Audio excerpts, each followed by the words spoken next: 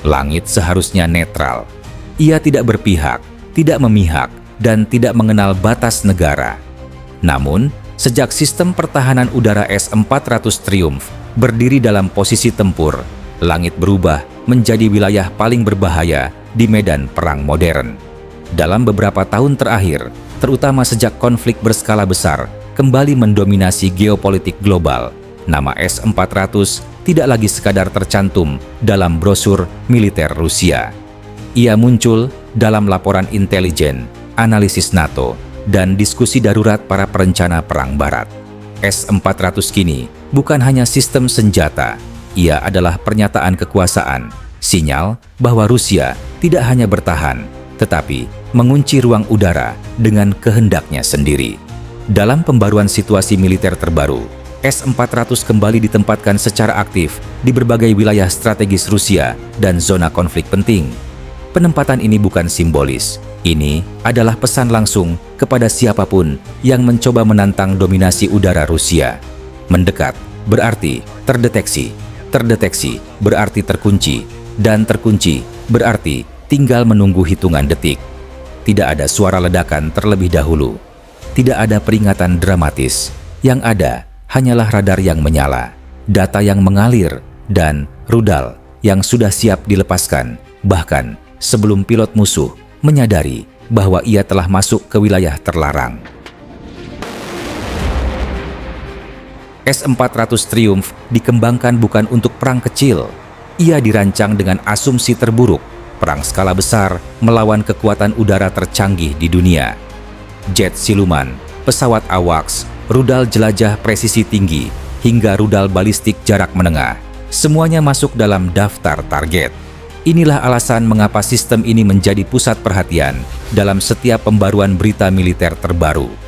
Ketika Rusia meningkatkan kesiapan tempur sistem pertahanan udaranya, yang paling sering disebut bukan tank atau artileri, melainkan S-400.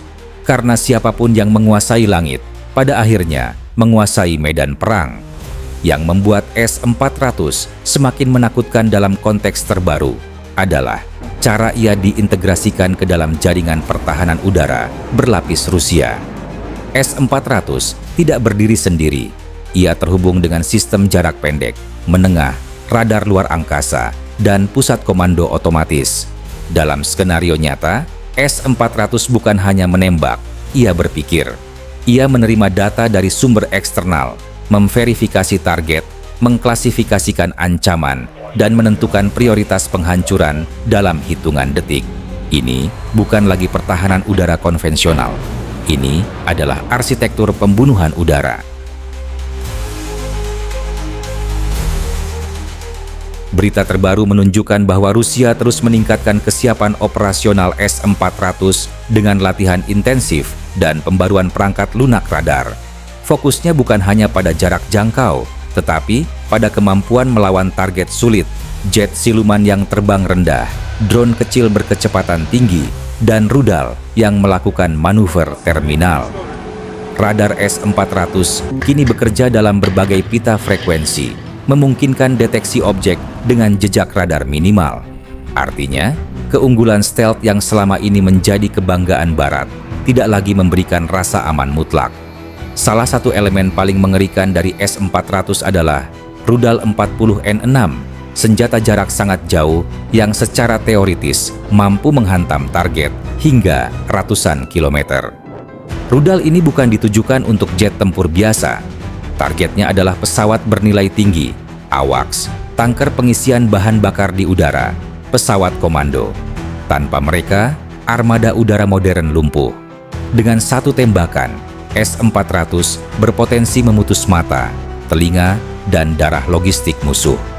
Dalam konteks perang modern, ini bukan sekadar taktik, ini adalah strategi pemenggalan kekuatan udara.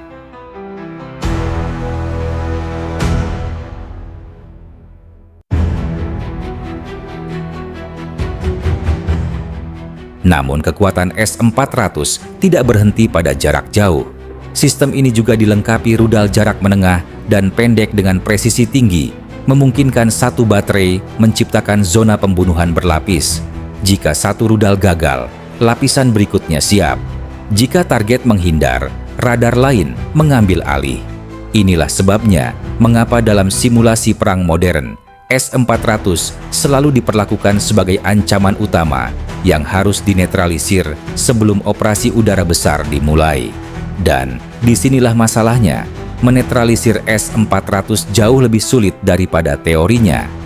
Dalam laporan-laporan strategis terbaru, S-400 digambarkan sebagai sistem yang memaksa musuh berpikir dua kali sebelum lepas landas.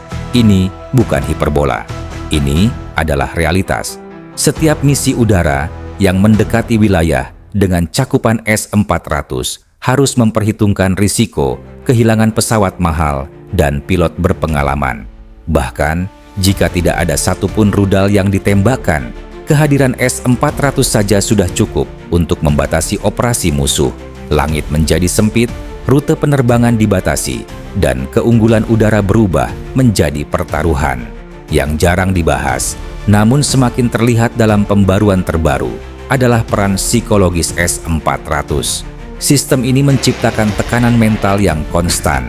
Pilot tahu mereka sedang diawasi, komandan tahu setiap kesalahan bisa fatal, dan musuh tahu bahwa Rusia tidak perlu menyerang lebih dulu, cukup menunggu.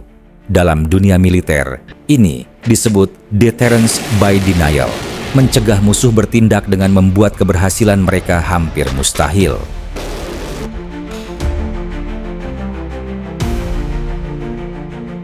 Seiring meningkatnya ketegangan global, S-400 juga semakin sering disebut dalam konteks geopolitik. Sistem ini bukan hanya alat pertahanan, tetapi alat diplomasi keras. Negara-negara yang memilikinya mendapatkan posisi tawar yang berbeda. Negara-negara yang menghadapinya harus menyusun ulang doktrin militernya. Dalam dunia yang kembali terbelah oleh blok kekuatan, S-400 berdiri sebagai simbol bahwa Rusia masih memiliki kartu strategis yang sangat berbahaya. Namun, pertanyaannya tetap menggantung, menghantui setiap rencana perang dan analis militer. Jika perang udara besar benar-benar pecah, apakah S-400 akan menjadi tembok tak tertembus? Atau justru target pertama yang harus dihancurkan dengan segala cara? Tidak ada jawaban pasti. Yang ada hanyalah simulasi, latihan, dan ketegangan yang terus meningkat. Dan selama sistem ini berdiri, langit tidak akan pernah benar-benar aman. Karena di balik setiap kilatan radar S-400, ada pesan yang jelas dan dingin. Langit ini bukan milikmu. Dan jika kau memaksakan diri, kami sudah menunggumu.